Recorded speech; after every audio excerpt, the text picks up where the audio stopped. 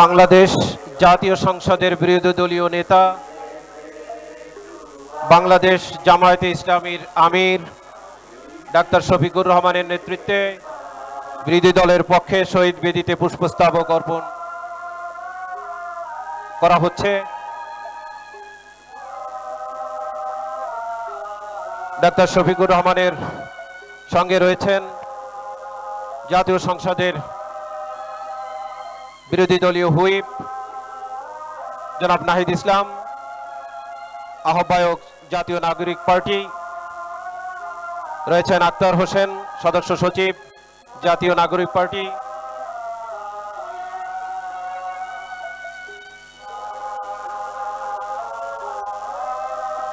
বাংলাদেশ জামাতে ইসলামীর আমির ডাক্তার শফিকুর রহমানের নেতৃত্বে বিরোধী দলের পক্ষে শহীদ বেদিতে পুষ্পস্তবক অর্পণ করা হচ্ছে।